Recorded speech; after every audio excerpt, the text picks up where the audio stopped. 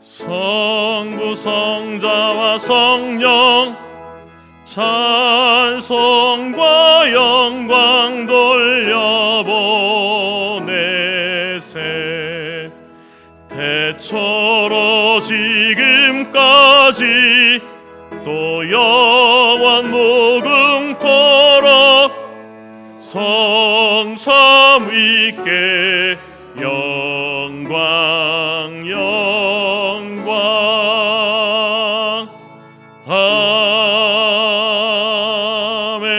아멘.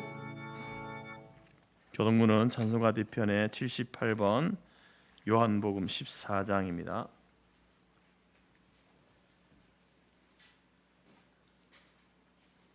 앞에 화면에도 있습니다. 너희는 마음에 근심하지 말라. 하나님을 믿으니 또 나를 믿으라.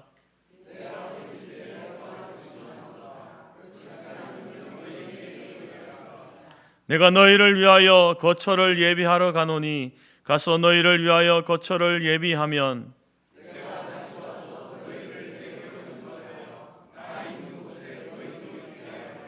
내가 어디로 가는지 그 길을 너희가 아느니라.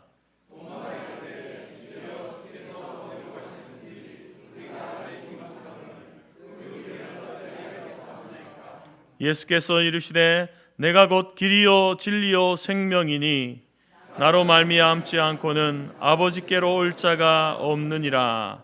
아멘. 자리에 앉으시겠습니다.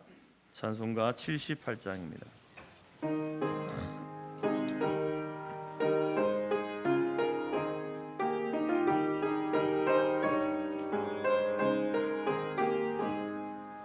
저 높고 푸른 하늘과 수 없는 빛난 별들을 지으시는 창조주 그 솜씨 크고 크셔라.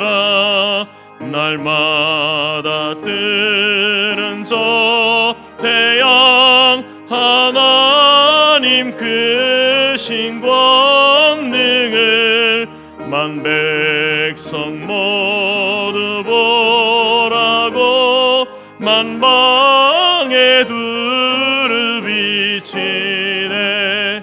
해지고 황혼기 뜰 때에 동편에 달이 떠올라. 밤마다 귀한 소식을 이 땅에 두루 전하네.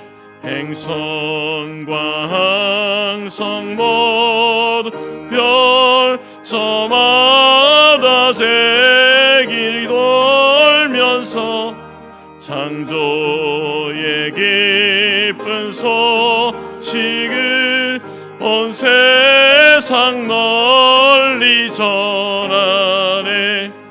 엄숙한 침묵 속에서 무별이 제길 따르며 지구를 싸고 돌 때에 들리는 소리여서도 내 맘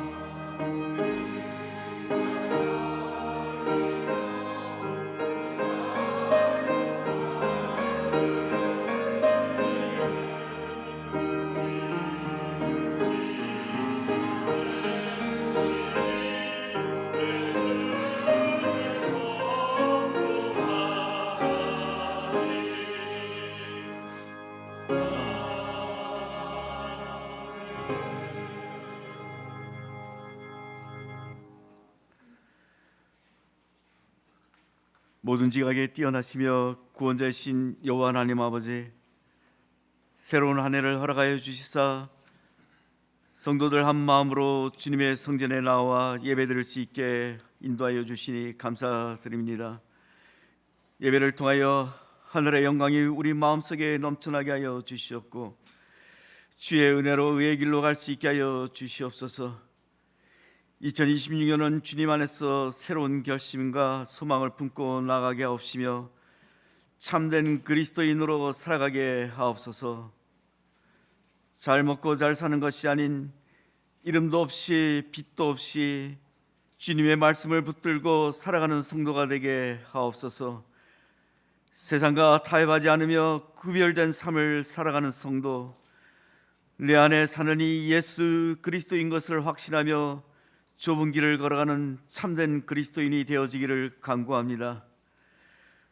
주님께서는 어지러운 세상 속에서 빛과 소금이 되라 하셨지만 세상 속에 살아가면서 세상과 구별되지 못하고 세상의 욕심을 쫓아 살아왔던 순간들을 이 시간 통하여 고백합니다. 우리의 나약함으로 인하여 주님 앞에 온전히 서지 못했던 모든 것을 내려놓고 새해에는 믿음의 길을 바르게 걸어가는 성도들 되게 하여 주시옵소서.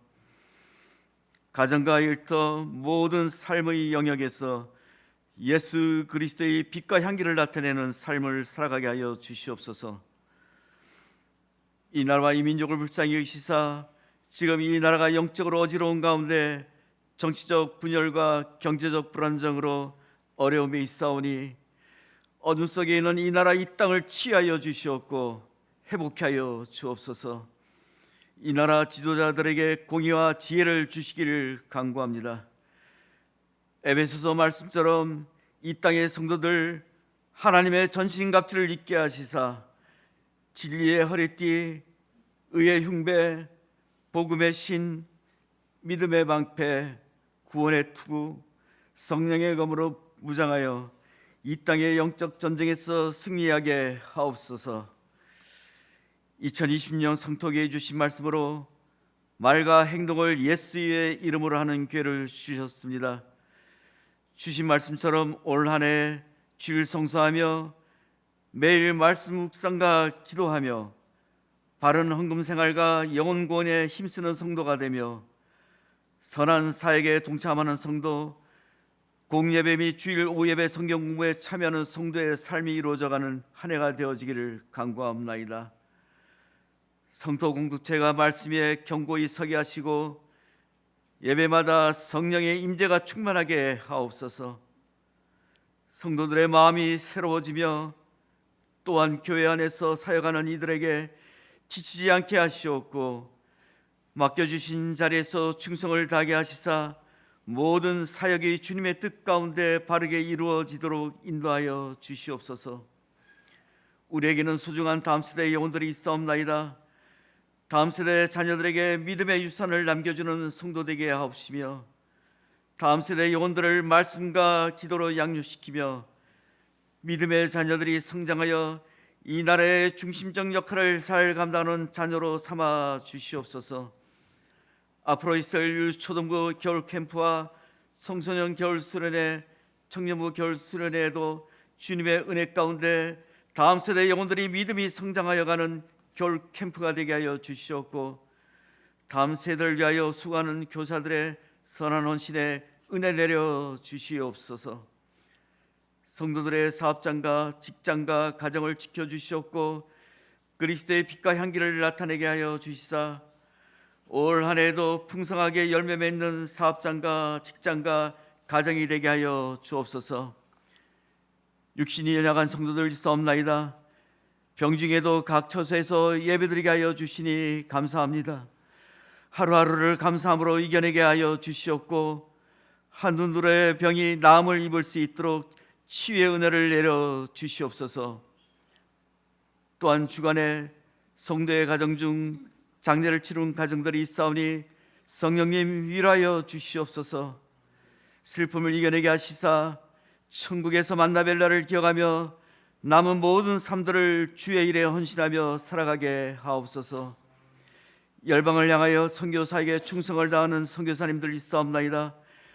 땅끝까지 이르러 내 증인이 되리라고 명령하신 주님의 말씀에 순종하여 이 시간에도 주님의 사명을 감당하기 위하여 언어와 문화와 기후, 생활 습관도 전혀 다른 곳곳에서 선교사에게 온 마음을 다하는 선교사님들 기억하여 주시사 영혼 구원을 향한 선교사여 또한 가는 지경마다 복음의 씨앗이 뿌려지는 열매 맺는 선교 사역이 되게 하옵소서. 말씀을 전하신 목사님에게 성령 충만한 은혜를 내려 주시옵고 주신 말씀을 통하여 성도들의 마음을 변화시키며 은혜 가운데 날마다 승리하는 삶을 살아가는 성도 되게 하여 주옵소서. 올해 새로 직분을 맡은 직분자들 청직의 사명을 잘 감당하게 하시옵고 사람에게 충성하는 것이 아닌 하나님의 일꾼으로서 사명 감당할 수 있도록 은혜 내려 주시옵소서. 찬양대의 찬양이 하늘 보좌 위에 올려지며 안내와 봉사로 섬기는 이들의 수고를 기억하여 주시옵고 성도들의 삶이 말씀으로 회복과 치유와 변화가 일어나며 깨달은 말씀으로 삶 가운데서 실천하는 참된 그리스도의 삶을 살아가기를 간구하며 이 시간 이 땅의 근심과 걱정을 십자가 앞에 내려놓기를 원하며 살아계신 우리 주 예수 그리스도의 이름으로 기도드리옵나이다. 아멘.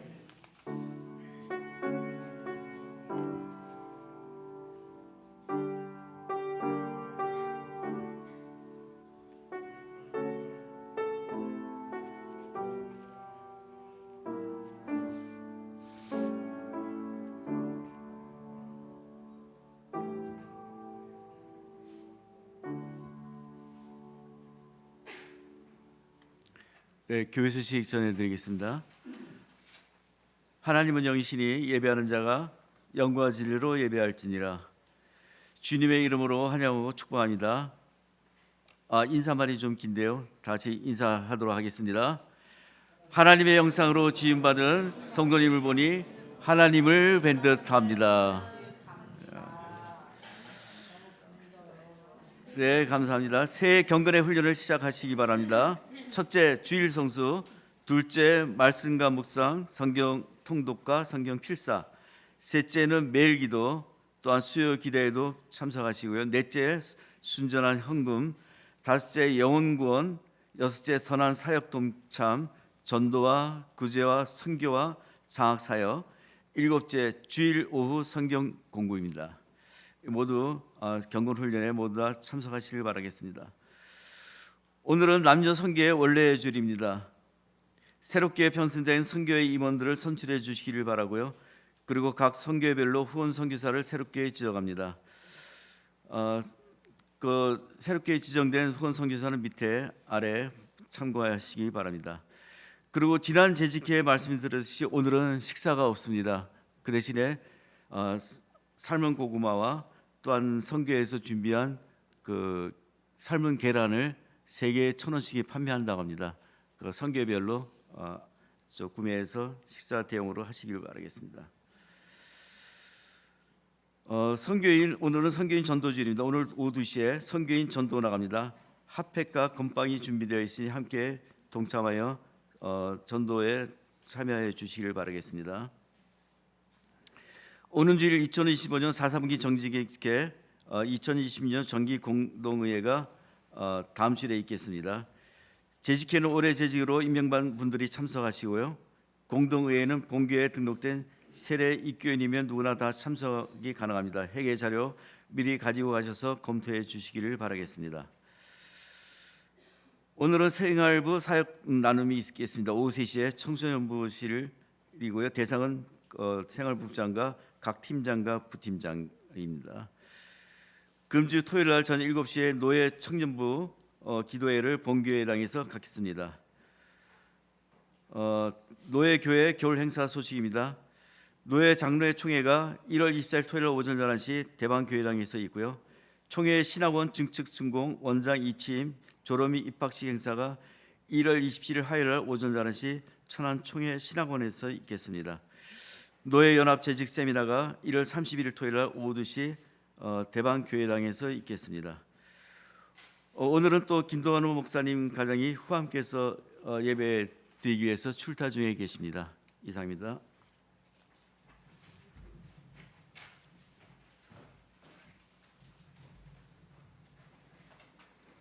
찬송가 66장 찬양하면서 준비한 예물 드리겠습니다.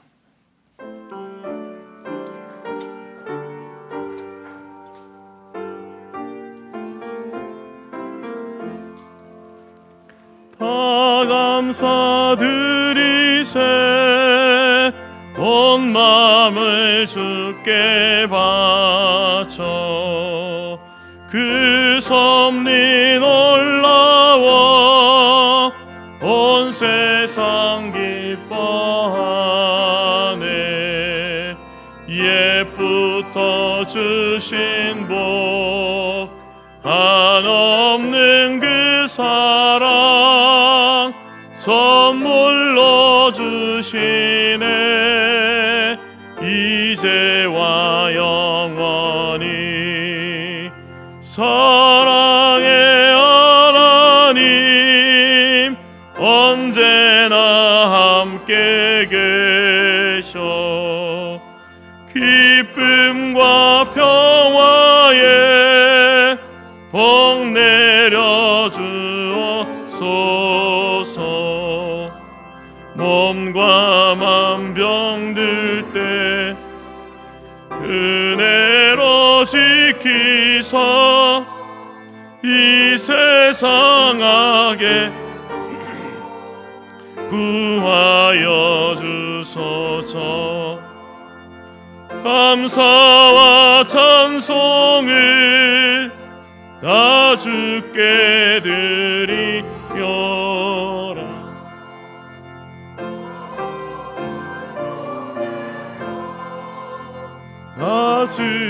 다스리시는 주님 영원한 하나님 다 경배하여라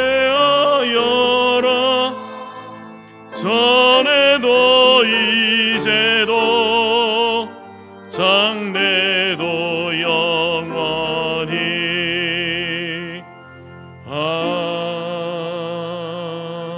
아멘. 기도드리겠습니다. 하나님 감사합니다. 오늘도 우리의 발걸음을 주님의 존전으로 인도하셔서 우리의 구원자 되신 우리의 주인 되신 왕 되신 하나님을 예배할 수 있도록 우리를 인도하여 주셔서 감사합니다.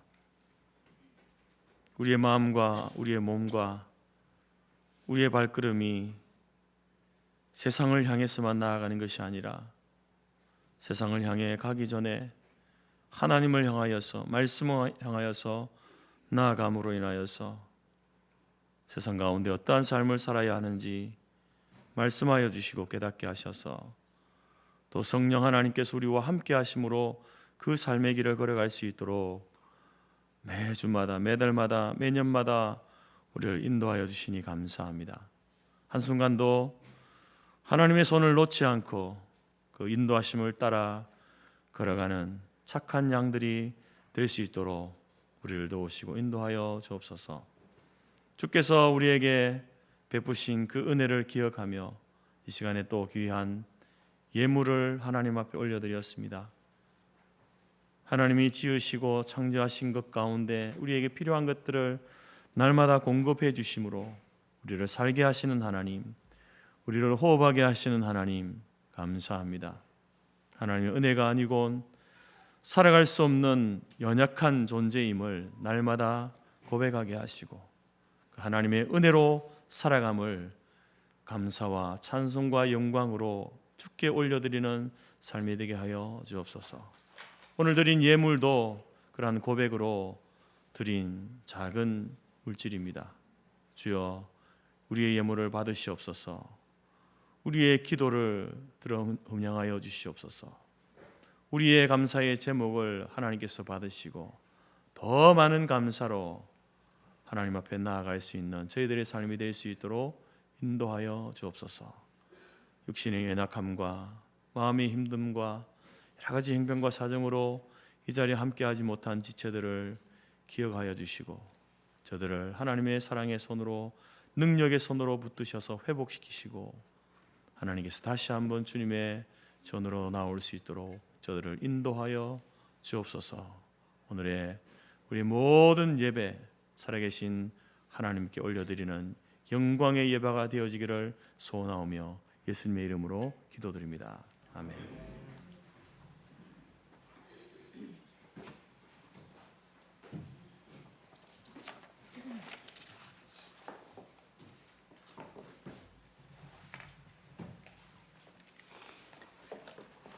하나님이 우리에게 주신 말씀은 창세기 3장 1절에서 6절까지이며 구역 3페이지입니다. 앞 화면에도 있습니다. 그런데 뱀은 여호와 하나님이 지으신 들짐승 중에 가장 간교하니라. 뱀이 여자에게 물어 이르되 하나님이 참으로 너희에게 동산 모든 나무의 열매를 먹지 말라 하시더냐?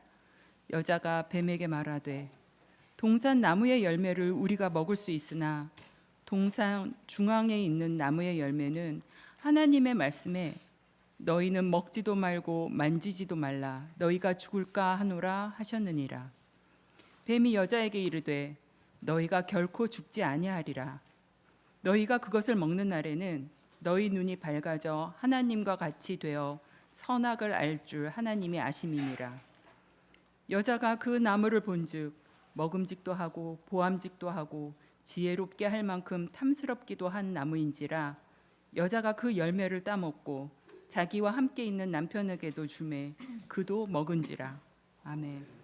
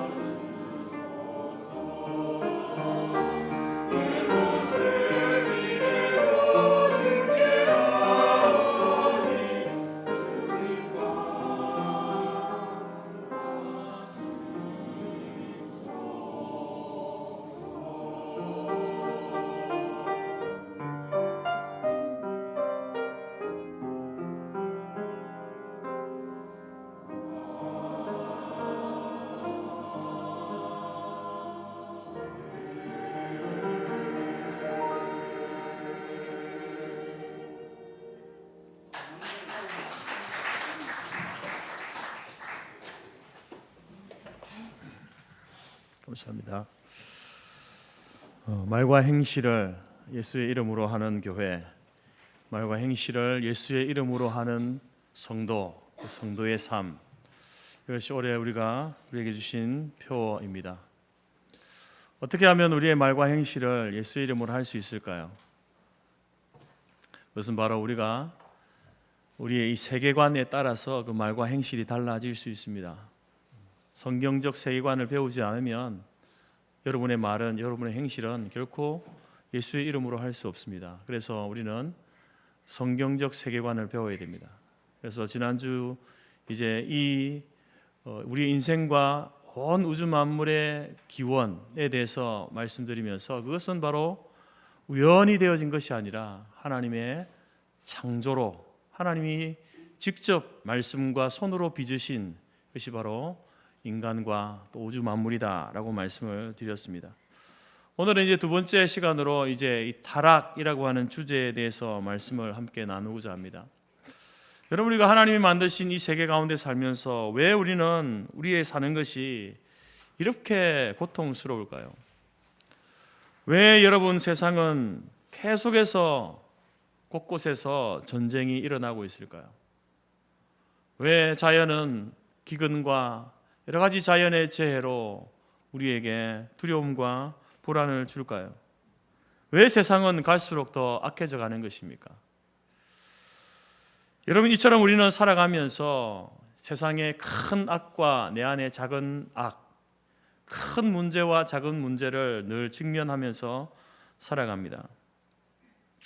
그렇지만 그것이 사실 실제적으로 나와 크게 상관이 없으면 그냥 하나의 어떤 상식, 지식으로 끝나겠죠. 러시아와 우크라이나의 전쟁이 사실 우리나라에서 멀리 떨어져서 일어나기 때문에 그런 일들이 일어나고 있구나. 또 혹은 마음에 왜 저렇게 서로 총뿌리를 겨누고 서로를 죽이고 아프게 할까? 이 정도의 마음이지. 그것이 우리의 피부에 와닿지 않기 때문에 그렇게 여러분 우리가 신경을 쓰지 않죠.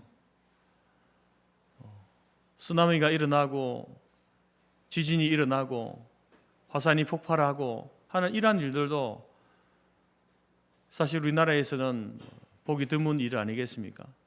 그러한 일들이 나에게, 우리의 가족에게 직접적으로 일어나지 않았기 때문에 사실 이것에 대한 어떤 마음 아픔, 그런 일들을 겪은 사람들에 대한, 나라에 대한 아픔이 있기는 하지만 그렇다고 이제 우리가 그것 때문에 울부짖지는 않죠.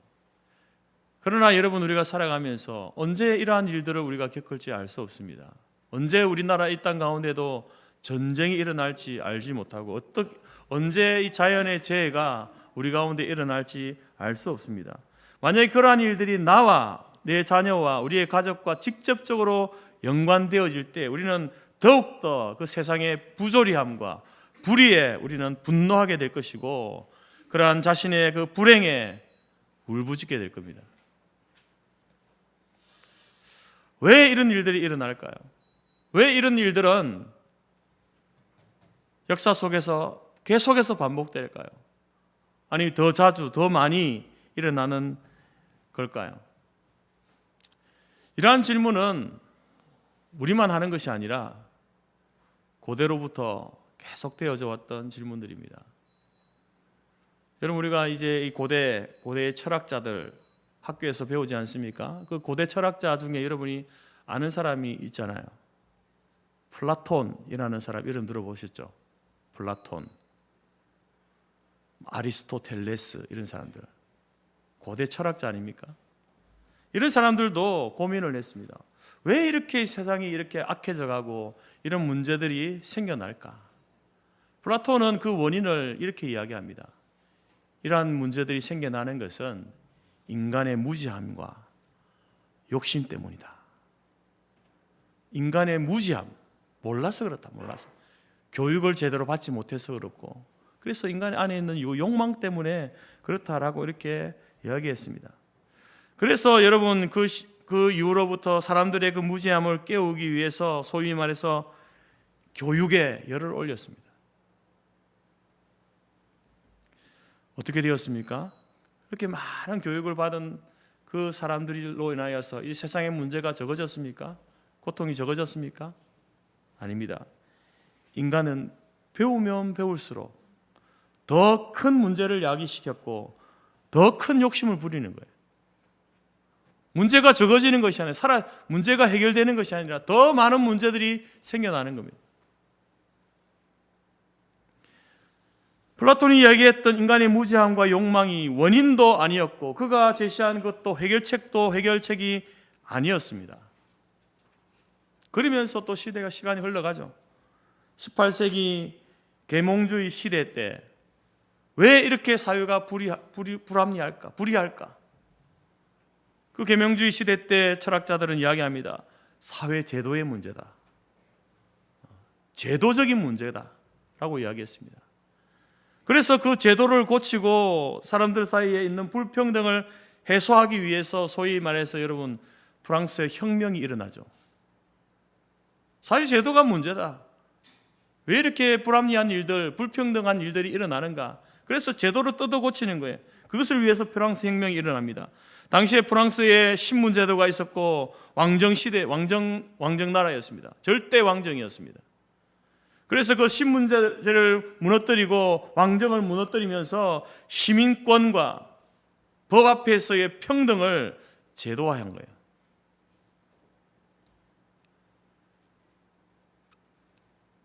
그럼 문제가 해결되었나요? 더 이상 사회는 안정적으로 평등하게 살게 되었을까요? 아닙니다. 오히려 폭력과 혼란은 계속되었고 그들이 주장했던 평등은 불완전한 평등과 절대 왕정, 절대 권력, 그것을 무너뜨렸는데 그 권력이 또 다른 사람에게 권력이 집중되는 이런 일들이 일어나는 거예요. 여러분, 사람들이 인간 안에 문제가 있다, 인간 밖에 문제가 있다, 그래서 이렇게 하면 해결이 될 것이다, 더 살기 좋은 나라가 될 것이다, 세계가 될 것이다 라고 했지만 그렇게 되지 않았습니다. 20세기에 와서 실존주의 철학과 마르크스주의에 인하여서 그들 가운데에서는 이제 이 문제의 원인을 사회의 구조적인 모순과 경제적인 억압 때문이다 라고 이야기했습니다. 그래서 이제 그 당시 산업혁명 이후로 이제 자본주의 사회가 되지 않았습니까? 그 자본주의 사회가 가지고 있는 어떤 구조의 불평등함, 자본주의라고 해서 다 옳은 것은 아니거든요. 100% 100점짜리가 아니거든요. 그것도 사람들이 만들어낸 것이니까. 그 불평등함을 극복하기 위해서 나온 것이 무엇입니까? 소위 사회주의 운동, 공산주의 운동 아니겠습니까? 그래서 이 사회주의와 공산주의를 통하여서 평등하게 만들자, 그렇게 주장했지만 이론은 완벽하지 않습니까?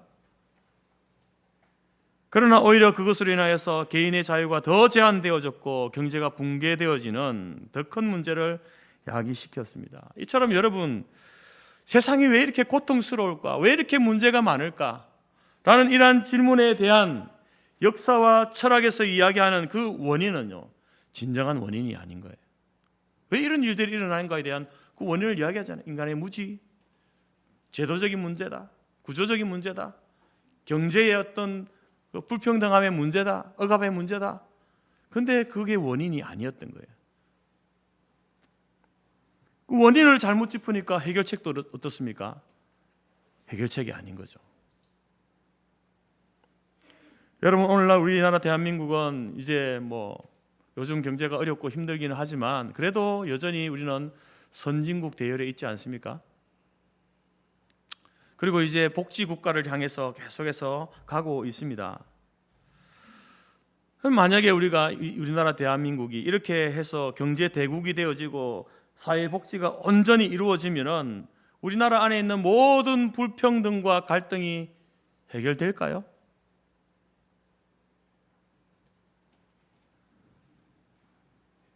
사람이 만들어 놓은 법은 빈틈이 있으니까 그 빈틈을 자꾸 정치인들이 빈틈을 찾아가지고 빈틈을 메꾸는 또 다른 법을 만들어서 법을 이렇게 메꾸어 나가면 정말로 이 땅에 완전한 유토피아가 이루어질까요? 저는 단호하게 말할 수 있습니다. No, 아닙니다.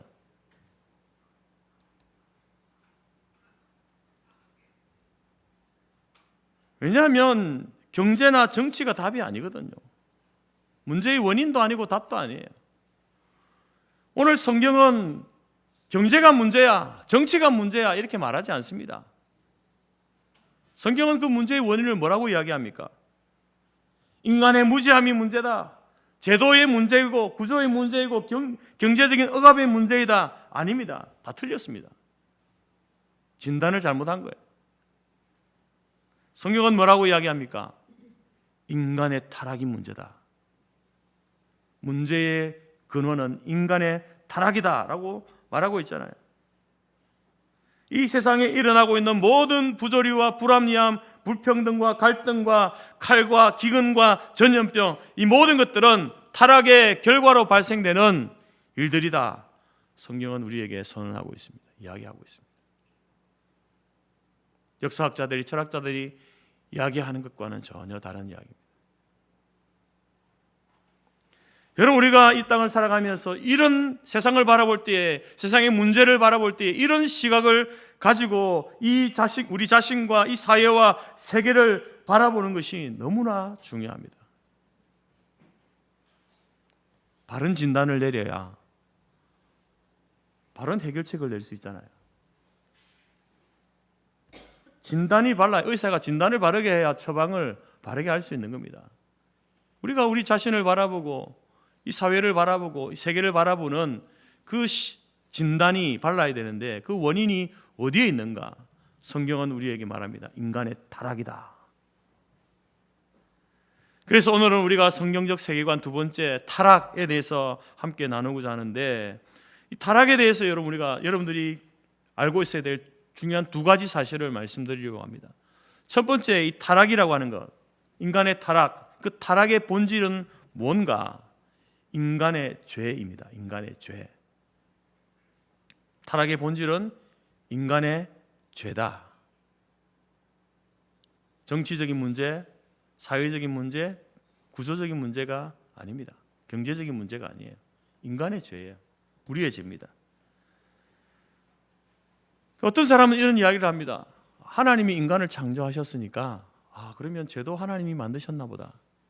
왜 하나님이 굳이 죄까지 만들어가지고 우리를 이렇게 고통스럽게 하는가라고 하면서 그 책임을, 세상이 이렇게 악해져가고 고통스러워져가는 그 책임을 하나님께 책임을 돌리는 사람들이 있습니다. 여러분, 하나님은요, 창조하실 때에 죄를 창조하지 않았습니다. 하나님은 죄의 조성자가 아니에요. 만드신 분이 아닙니다. 오늘 창세기 3장에서는 바로 그 죄가 세상에 어떻게 들어오게 되었는지를 우리에게 말해주는 거예요. 먼저 여러분 2장에 보게 되면 하나님께서 인간과 모든 피조물을 창조하신 후에 최초의 인간이었던 아담에게 이런 말씀을 하십니다. 2장 16절 17절에 보게 되면 여호와 하나님이 그 사람에게 명하여 이르시되 동산 각종 나무의 열매는 네가 임의로 먹되 선악을 알게 하는 나무의 열매는 먹지 말라. 네가 먹는 날에는 반드시 죽으리라 하시니라. 하나님께서 인간에게, 아담에게 에덴 동산에 있는 그 나무의 열매, 그 모든 나무의 열매, 각종 나무의 열매를 너의 의지와 너의 선택을 따라서 먹어라 라고 하는 자유를 주신 거예요. 아담아, 하와야, 내가 너희를 위하여서 만들어 놓았으니까 동산에 있는 모든 나무의 열매를 마음대로, 네가 먹고 싶은 대로, 먹고 싶은 양만큼 네가 선택해서 먹어라 라고 하는 자유를 주셨습니다. 그리고 그 자유만 아니라 또 뭘 주셨습니까? 그런데 그 중에 선악을 알게 하는 나무, 소위 선악과 나무의 열매는 먹지 마. 법을 주신 거예요. 법을. 자유를 주시면서 법을 주셨습니다.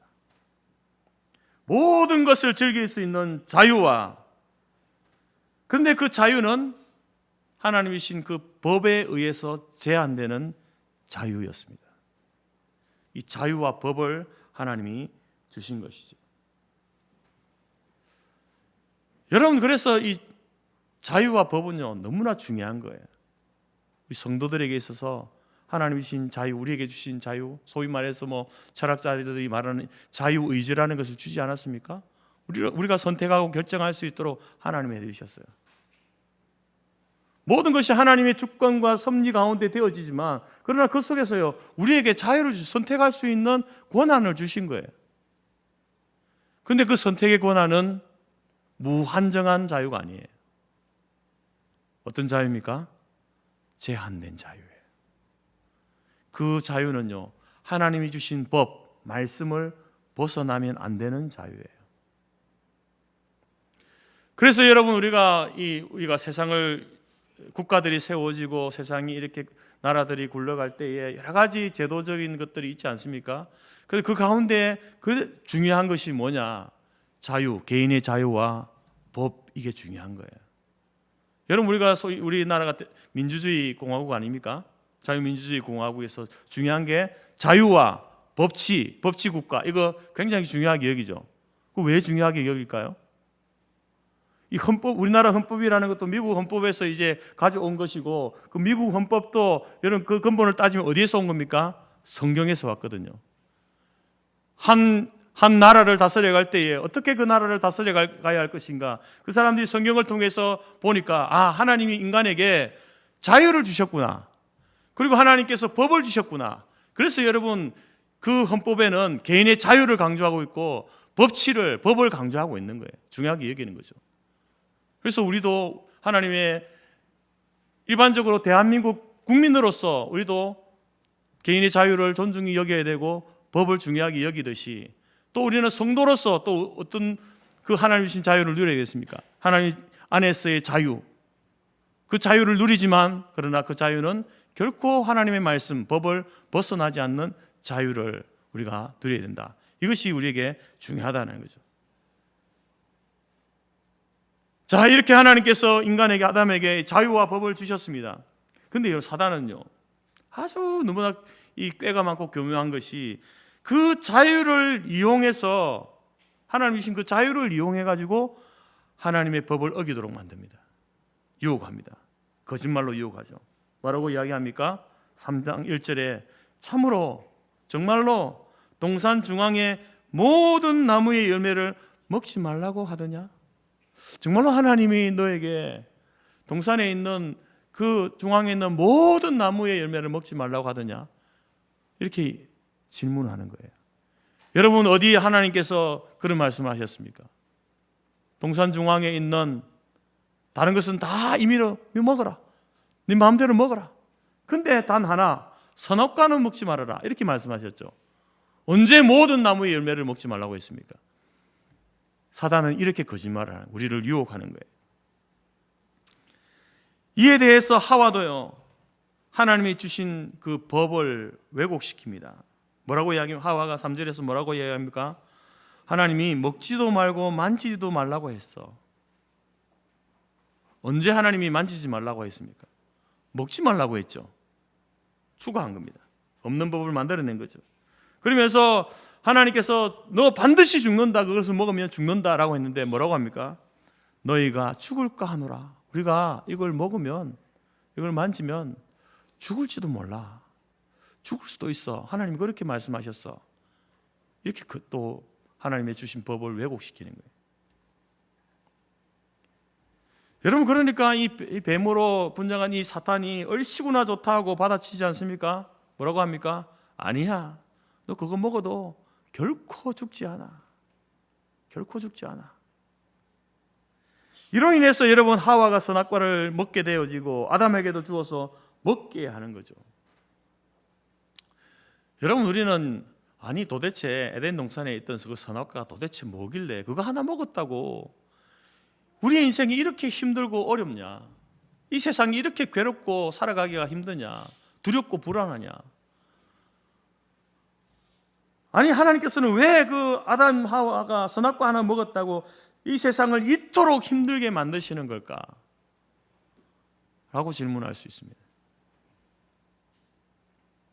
여러분, 선악과는요 그냥 선악과가 아니에요.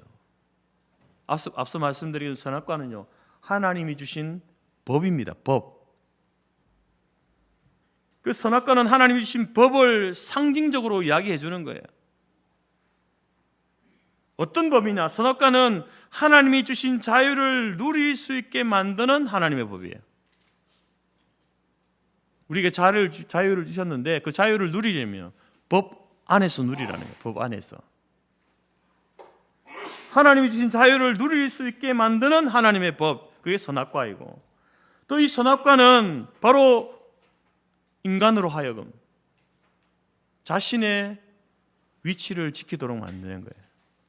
하나님께서는 아담과 하와가 에덴 동산 중앙에 있는 그 선악과 나무를 보고 그 열매를 보면서 하나님 말씀을 하나님 다 주셨는데 하나님 저건 먹지 말라고 하셨지.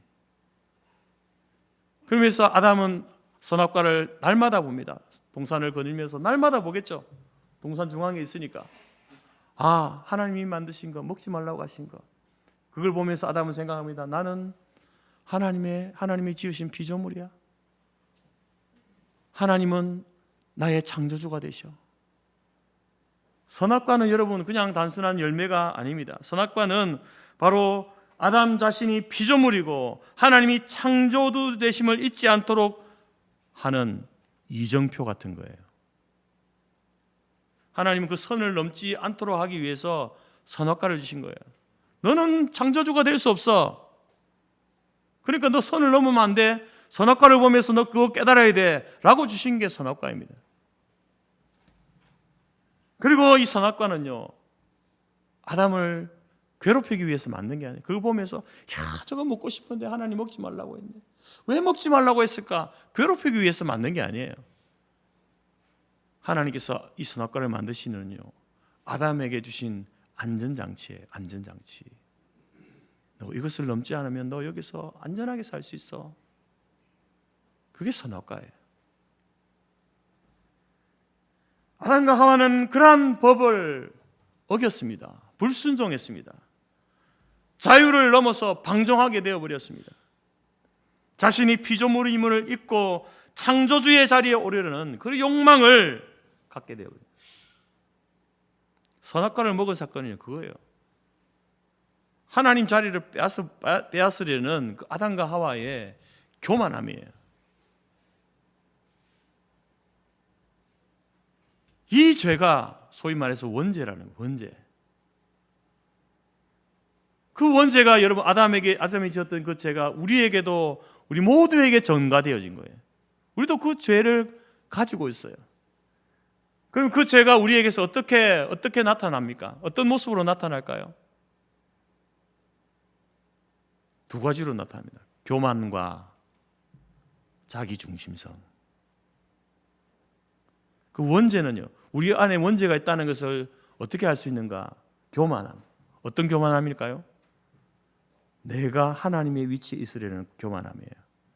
내가 모든 것을 선택하고 결정하고 판단하고 비판하고 재판하려는 그러한 마음들이 인간의 속에 있는 거예요. 그게 교만함이에요.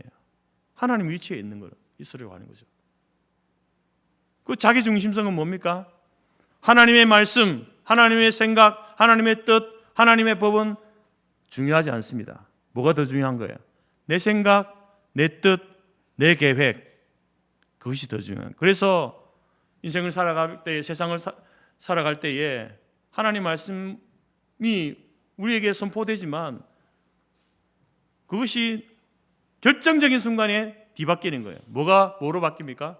내 생각이 더 앞서는 거죠. 내 감정이 더 앞서는 거예요. 그게 자기중심성입니다. 그게 우리 안에 있는 원죄의 모습이에요. 원죄의 모습. 그리고 원죄 다 가지고 있잖아요. 여러분 안에 그런 교만함이 없습니까? 하나님처럼 되고 싶은 마음 없습니까? 있습니다. 하나님 말씀보다 내 생각대로 내 감정대로 하려는 그런 마음이 없습니까? 있잖아요. 그게 우리 안에 아담의 원죄가 우리에게도 전가되어졌구나. 우리는 그 죄로 인하여서 영원히 심판받을 수밖에 없는 존재가 되었다는 사실을 알게 되는 겁니다. 이것으로 인하여서 여러분 이제 이 죄로 인하여서 이 교만함과 자기중심성으로 인하여서 아담은요 하나님 관계가 끊어져 버려요. 단절되어져 버렸습니다. 인류 역사 가운데 매사에 이제 인간들 가운데는 그런 교만함이 드러나는 거예요. 하나님이 주신 자유의지를 남용하게 되는 겁니다. 여러분, 하나님께서 에덴 동산에서 이제 이렇게 아담과 하와를 쫓아내실 때에 그 앞에 하나님이 하나님 만드신 모든 것을 네가 관리하고 다스리고 하라 이렇게 하셨잖아요. 그리고 동산에 있는 모든 건 내가 즐기고 먹고 즐겨라. 그렇지만 이것만 먹지 말아라. 나머지는 네가 다 관리하고 정복하고 다스리고 해라. 관리를 잘 해라 하고 맡겨주셨습니다. 그런데 그 동산에 쫓겨나면서 하나님께서 너 내가 관리하라고 한 건 너가 하지 마 이제. 너 권한 없어. 이렇게 하지 않았습니다. 여전히 그것을 관리할 권한은 주셨어요. 그러니까 여러분, 아담과 하와의 그 죄가 우리 인간에게도 전가되어졌지만 그 죄가 모든 피조물에게 영향을 미치는 거예요. 그래서 여러분, 이 세상이 갈수록 더 악해져 가고 사람들은 타락해 가고 더 고통의 문제들이 생겨나고 그것을 바꾸려고 변화시키려고 여러 가지 일들을 하지만 가면 갈수록 더 복잡해지는 거예요. 더 어려워지는 거예요, 세상은. 그래서 저는 그걸 보면서 이 아담과 하와 인간은 하나님께서 이 세상을 관리하도록 맡겨주셨는데 타락 이후에 인간은 마치 술에 만취한 사람이 운전대를 잡고 있는 것과 같다, 이런 느낌을 받습니다. 얼마나 불안합니까? 여러분, 맨정신으로 운전을 하면 정확하게 운전을 하겠죠. 관리를 잘하고 하지 않겠습니까? 근데 술이 취해 있어요. 자기로서는 어떻게 할 수 없는 거예요. 자기 스스로가 통제가 안 되는데 어떻게 그것을 운전을 해나갑니까? 관리를 하겠습니까? 그러니까 망가지는 거예요. 자기도 망가지고 모든 피조물도 망가지는 거예요. 여러분, 창세기에 그래서 3장 이후로 보면 그런 일들이 계속해서 일어납니다. 먼저 여러분, 가인과 아벨의 사건 아시죠?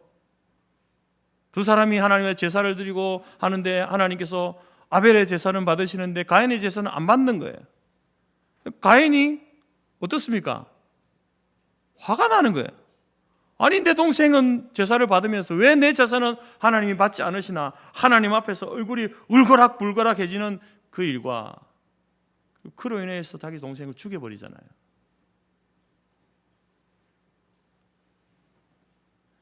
여러분, 이러한 문제가 있으면은 가인이 어떻게 반응해야 될까요? 하나님 왜 내 제사를 받지 않으시지? 하나님이 문제야. 저 가인 때문이야. 이런 반응이 아닙니다. 만약에 가인이 여기서 이 사건 앞에서 여기서 하나님 앞에 화를 내거나 분노하거나 아벨을 죽이는 그 일이 아니라 자기의 제사와 제물을 바라보면서 하나님, 저에게 부족한 것이 무엇입니까? 왜 하나님 저의 제사는 받지 않으시나요? 저의 부족이 무엇입니까? 라고 하나님 앞에 나아갔다면 이런 일이 일어나지 않죠. 마찬가지입니다. 여러분, 우리의 관계 속에서도 문제가 생겨나는 게 뭡니까? 저 환경 때문이야. 저 사람 때문이야. 더 나아가서 하나님 때문이야 라고 하니까 문제가 생겨나는 거예요. 만약에 여러분들이 오늘 이 시간에 예배를 드리는데 만약에 모든 사람이 알 만큼 하나님은 내 예배를 받지 않으시는 거예요. 오늘 장창호, 너 예배는 내가 못 받겠다. 하나님이 그냥 음성으로 모든 사람들이 다 듣는 데서 들려주시면은 그때 왜 그럴까? 성도들이 제대로 예배를 안 드리나? 말씀을 제대로 안 듣나?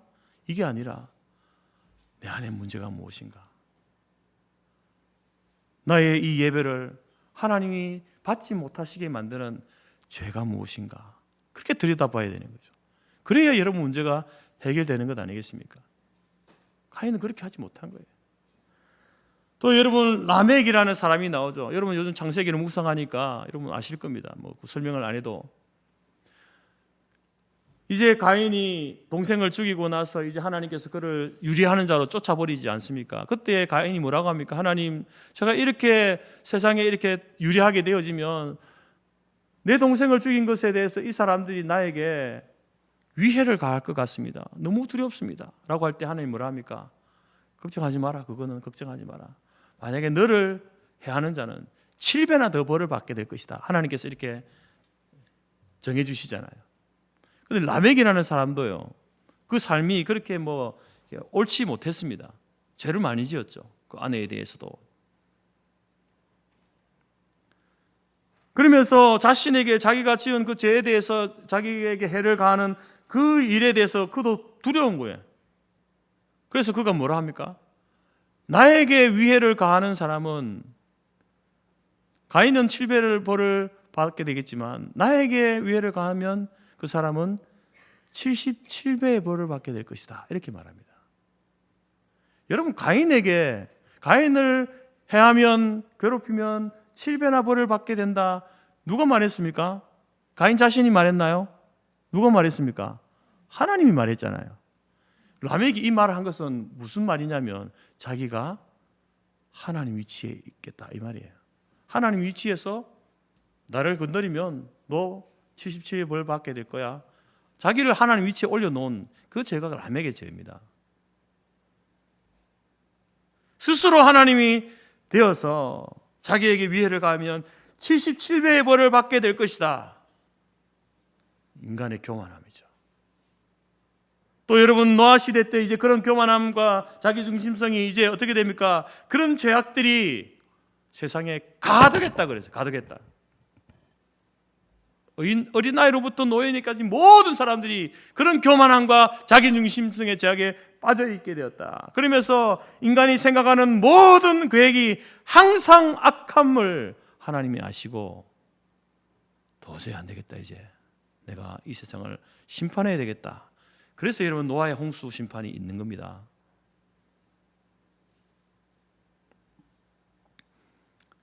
그렇게 여러분 심판을 받고 이제 노아의 가족들이 살게 되어지고, 그 노아의 가족 셈과 야벳을 통하여서 이제 또 세상으로 이렇게 사람들이 퍼져 나가게 되어집니다. 그러면 그 노아의 형수를 경험한 이 사람들은 하나님 앞에 겸손하고 하나님 중심으로, 말씀 중심으로 이렇게 살아야 되는데 그렇게 되었습니까? 세계적인 그 심판을 경험하고 나서도 이제 이 사람들이 흩어져서 노아 이후, 홍수 이후의 사람들은 바벨탑을 쌓게 됩니다. 그러면서 뭐라고 합니까? 꼭대기, 이 탑의 꼭대기를 하늘에 닿게 하자, 우리의 이름을 내자, 흩어짐을 면하자, 이런 말을 합니다. 여러분, 바벨탑이 이야기해 주는 게 뭡니까? 높은 탑을 쌓았구나. 그게 아닙니다, 여러분. 그 원죄를 보여주고 있는 그 교만함, 하나님과 같이 되고자 하는, 하늘에 닿고자 하는 그 모습, 자기의 이름을 내고자 하는 모습, 흩어짐을 면하자고 하는 그런 모습, 그게 원죄의 모습이에요. 이처럼 여러분, 창세기 1장부터 11장은요 온 세계가 그런 모습으로 계속해서 아담 타락 이후로 가고 있다라는 것을 이야기합니다. 그러면 우리가 이스라엘 역사를 이제 그 이후에 12장부터 이제 되어지는 이스라엘 역사 아닙니까? 이스라엘 역사를 보지 않아도, 세계의 역사를 보지 않아도 이 역사가 어디로 흘러갈 것인가, 인간은 어디로 나갈 것인가를 볼 수 있는 거예요. 어디로 간다는 겁니까? 아담 타락 이후에 모든 인간은 교만함과 하나님같이 되고자 하는 그 교만함과 자기중심으로 그 원죄를 향해서 계속해서 나아가고 있는 것을 여러분, 우리는 짐작할 수 있는 거예요. 이처럼 여러분, 우리 현재 우리 앞에 일어나고 있는 개인의 가정에 혹은 교회나 이 사회 열방의 모든 문제들이 그 원인이 어디에 있다는 거예요? 인간의 무지함이 아닙니다. 사회 구조적인 문제 때문에, 경제의 억압 때문에 아닙니다. 그 문제가 어디 있다는 거예요? 인간의 타락, 죄, 하나님과 같이 되고자 하는 교만함과 하나님보다 자기 자신을 앞세우는 자기 중심성, 여기에 있다는 거예요. 우리는 타락을 이야기하면서 여러분, 이 세상의 모든 문제, 고난과 고통을 이야기하면서 그 원인을 여기서 찾아야 되는 거예요. 왜 그렇습니까? 하나님께서 그렇게 우리에게 말씀해 주셨기 때문에. 우리는 예수 그리스도를 믿는 사람은 하나님을 믿는 사람이에요. 그렇기 때문에 그 원인을 하나님이 말씀해 주시고 알려주신 여기에서 문제의 원인을 진단해야 되는 겁니다. 그래야 여러분, 우리의 이 상태를 회복시켜 나갈 수 있는 거예요. 해결책을 찾아 나갈 수 있는 겁니다. 두 번째로 여러분이 타락을 이야기하면서 우리가 기억해야 될 것은 이 타락의 범위와 결과입니다. 여러분, 죄로 인한 인간의 타락, 이 타락은요 사실 아담과 하와가 행한 거잖아요.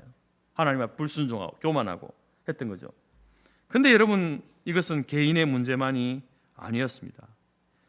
더 나아가서 인간만의 문제도 아니었습니다. 말씀드린 것처럼 아담과 하와가 모든 피조물의 관리자로서 있었기 때문에, 여전히 타락 이후에도 있었기 때문에 이 문제는요 모든 피조물의 문제가 된 거예요. 인간을 비롯한 모든 피조물의 문제가 되어져 버립니다. 그래서 이 아담과 하와의 그 타락과 죄의 문제로 인하여서 이제 모든 것이 뒤틀어져 버린 거예요. 뒤틀려 버린 거예요. 베베 꼬여 버린 겁니다. 먼저 아담이 가지고 있던 하나님의 형상이 훼손되어졌습니다. 하나님과의 관계가 깨어져 버린 거예요. 하나님의 형상은 외모가 아닙니다. 외형이 아니잖아요. 하나님과의 관계를 지속할 수 있는 그러한 능력이 하나님의 형상이에요. 하나님 앞에서 여러분, 아담을 지으시고 아담과 하와를 짓고 나서 처음에 그 아담과 하와의 모습은요 하나님 앞에서 굉장히 당당했습니다. 그렇지 않습니까? 그런데 타락 이후, 죄를 짓고 난 이후에요, 그 죄책감, 수치심, 두려움으로 고통하게 됩니다. 그게 죄책감이 찾아온 거예요. 그래서 두려움이 찾아온, 그래서 하나님을 피해서 나무 사이에 숨잖아요. 그전에는 자기들이 벌거벗었지만 벌거벗은 그것이 부끄럽지 않았어요. 수치스럽지 않았어요. 근데 죄를 짓고 난 이후에는 그게 부끄러운 거예요. 그래서 무화과 잎으로 자기의 그 수치심을 가리는 행동들을 합니다. 하나님과 관계가 끊어져 버린 거예요. 하나님을 피해서 숨어버리는 거예요. 자신을 숨기는 거예요. 또 여러분, 하나님께서 이제 창조하신 모든 피조물들, 동물과 생물들을 이제 아담에게로 끌고 가서 끌고 가니까 아담이 그 이름들을 이렇게 다 지어주잖아요. 아담이 이름을 지어줍니다. 이름을 지어준다는 것은요, 하나님께서 관리자의 자격을 아담에게 주셨기 때문에 그렇게 하는 거예요. 관리자로서 그가 가지고 있었던 그 모든 역량도 타락 이후에는 다 훼손되어져 버립니다. 더 나아가서 하나님이 갈비뼈로 지어주신 그 하와, 그 아내를 향하여서 뭐라고 고백합니까? 처음에는 내 뼈 중에 뼈요 살 중에 살이라, 최초의 사랑의 고백을 합니다. 내 생명보다 더 귀한 존재다라는 이런 고백 아닙니까?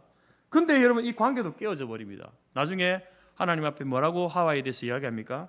하나님이 내게 주셔서 함께한 여자, 그 여자 때문에 내가 선악과를 먹었습니다. 그 여자가 되버려요. 그 여자가. 땅이 저주를 받고 기근과 지전이 일어나고 인간은 자연을 관리하는 것이 아니라 파괴하는 자가 되어버리고 죽음과 고통이 인간과 모든 비조세계에 들어오게 되고 인간 사회 속에는 불평등과 폭력과 권력이 남용하고 사회가 붕괴되어지는 이러한 일들이 당연시 되어져 버리는, 아담의 죄는요 그 개인이 죄를 짓고 벌 받는 그것으로 끝나는 것이 아닙니다. 모든 인류에게 영향을 미쳤습니다. 왜냐하면 그가 첫 사람 아닙니까? 첫 사람, 인류의 대표자였기 때문에 그렇습니다. 모든 피조 세계에 영향을 미친 것도, 피조 세계가 탄식하는 것도 여러분, 하나님께서 아담을 여전히 관리자로 세우셨기 때문에 그렇습니다. 술 취한 사람이 운전대를 잡고 있는데 그 세계가 어떻게 안전할 수 있습니까? 사람들은 이런 생각을 합니다. 그래도 아담이 아무리 타락했어도, 죄를 지었어도 그래도 하나님의 형상을 완전히 잃어버리지는 않지 않았나? 조금이라도 하나님의 형상을 가지고 있지 않을까? 여러분, 그렇지 않습니다. 하나님의 형상을요 완전히 잃어버렸습니다.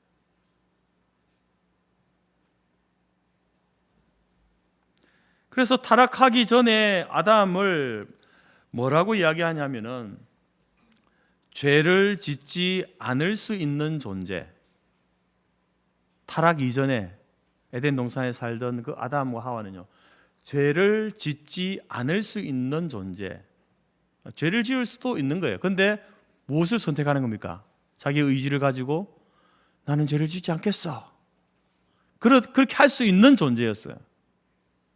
근데 사단의 유혹에 빠져서 타락하게 되어지죠. 그래서 그 존재가 바뀝니다. 어떤 존재로 바뀔까요? 죄를 짓지 않을 수 없는 존재. 죄를 지을 수밖에 없는 존재. 그래서 우리 마음속에는 죄를 짓지 말아야지 하는 마음이 있지만 어디로 가는 겁니까? 죄를 짓는 대로 가는 거예요. 여러분의 마음 그렇지 않습니까?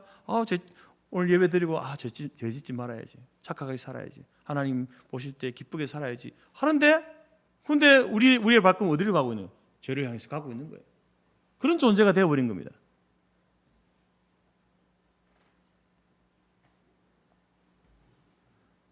원래는 아담 스스로가 옳은 것을 선택하고 겸손하게 되어서 하나님이 원하시는 것을 선택할 수 있는 그러한 사람이었지만 그 능력을 완전히 잃어버린 거예요.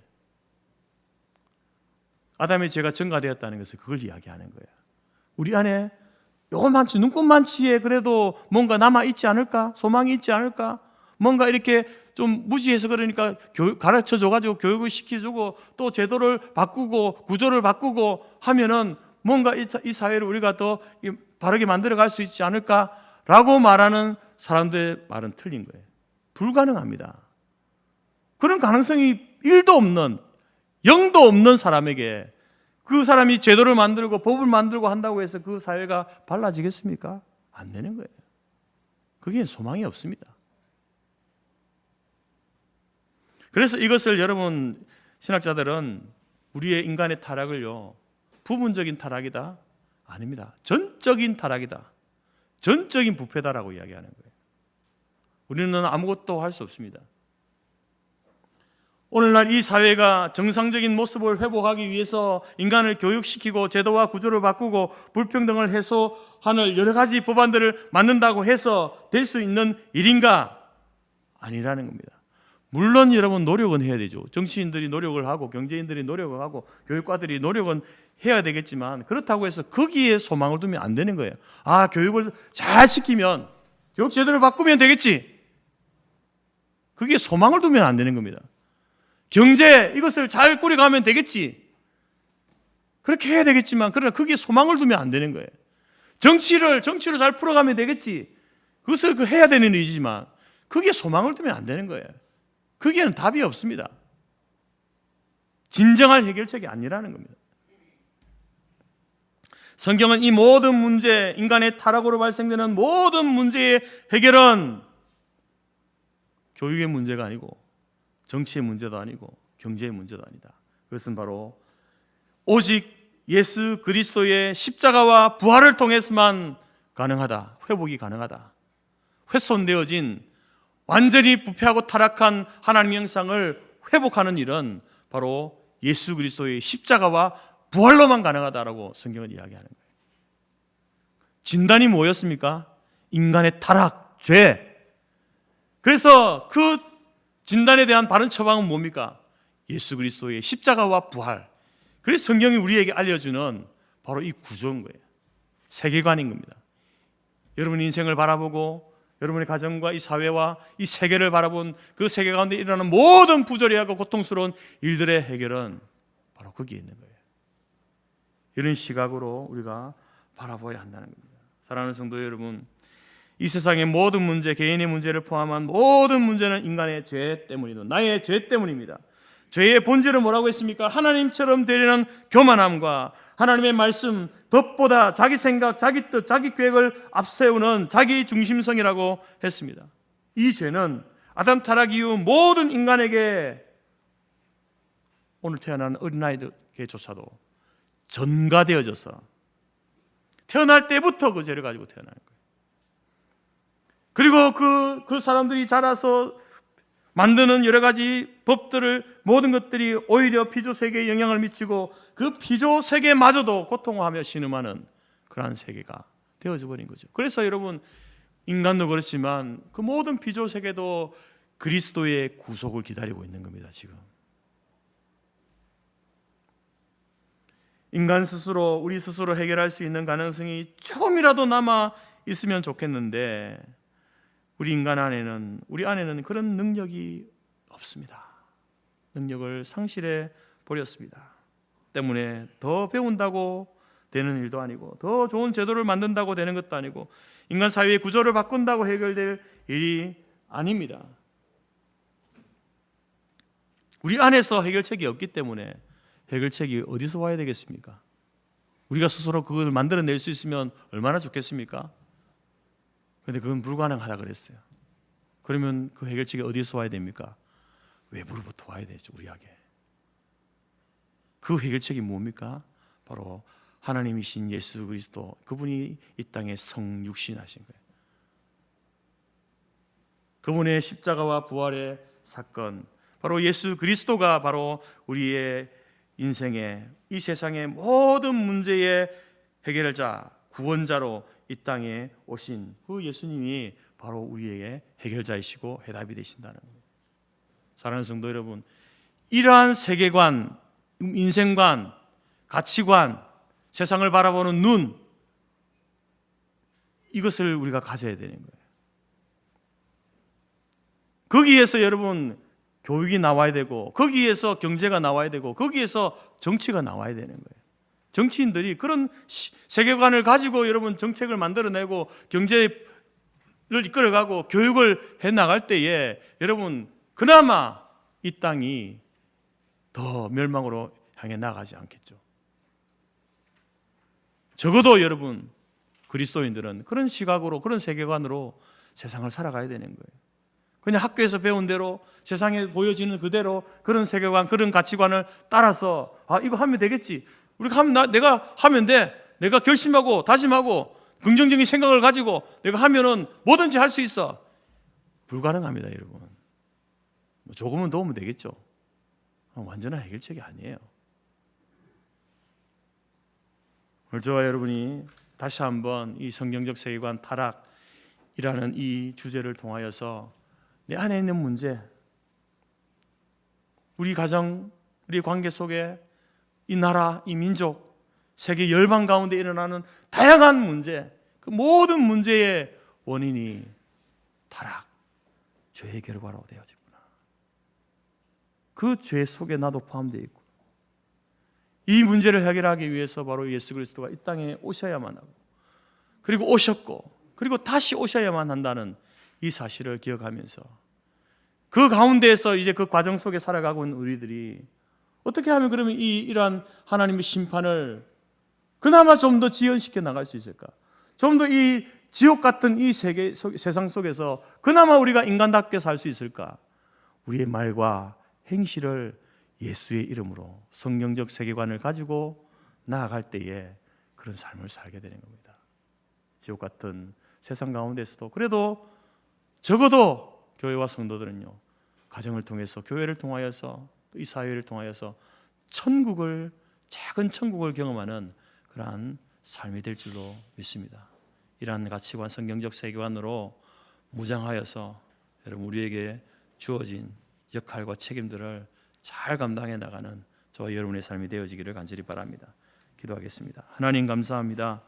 오늘 성경적 세계관 두 번째 시간 타락이라는 주제를 통하여서 이 땅에 존재하고 있는 모든 불합리, 부조리함, 고통의 문제, 악의 문제, 그 원인이 인간의 타락, 우리의 죄 안에 있음을, 죄 속에 있음을 하나님 우리가 배웠습니다.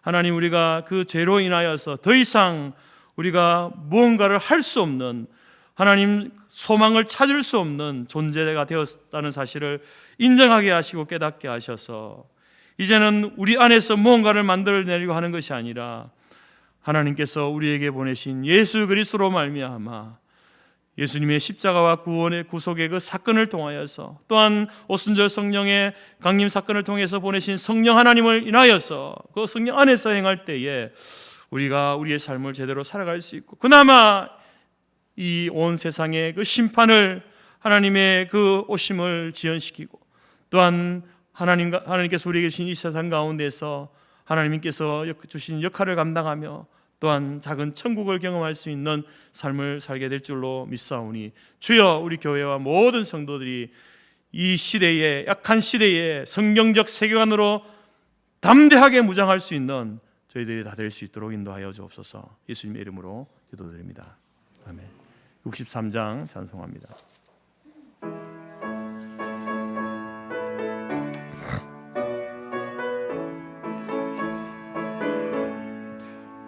주가 세상을 다스리니 그 위엄이 넘쳐나고 그의 나라와 주의 영광 온 하늘에 가득하다. 저 흉악한 마귀의 몰이 다 멸망케 하시는 주, 이 찬양을 주께 드리니 큰 영광을 받으소서.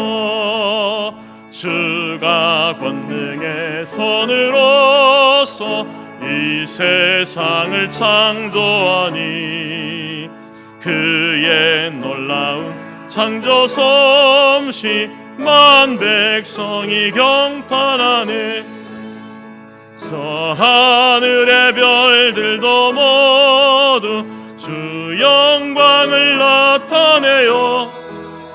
늘 돌보아 주시는 주님 큰 영광을 돌립니다.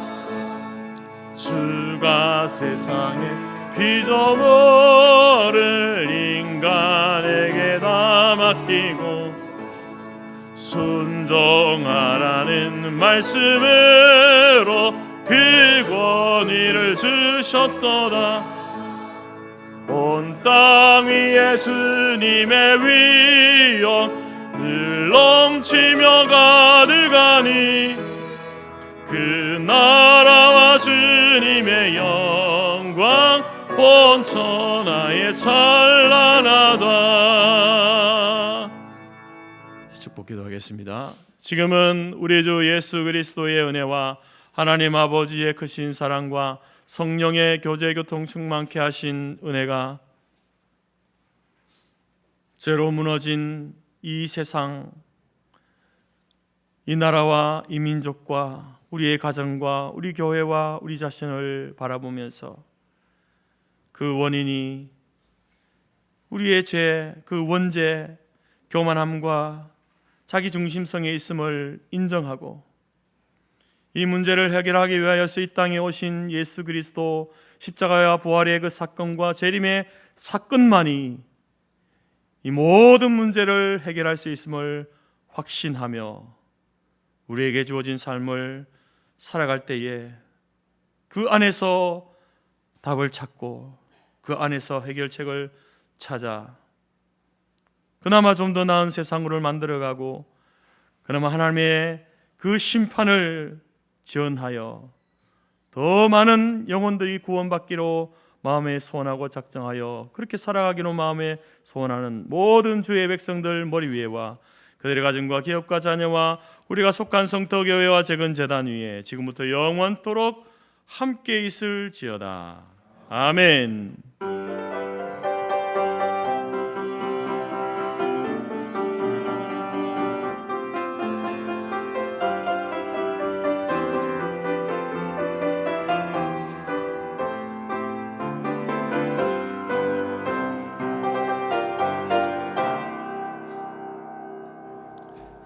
예배를 마쳤습니다. 내려가 식사 교제 하시고 성경 원래 해주시기 바랍니다.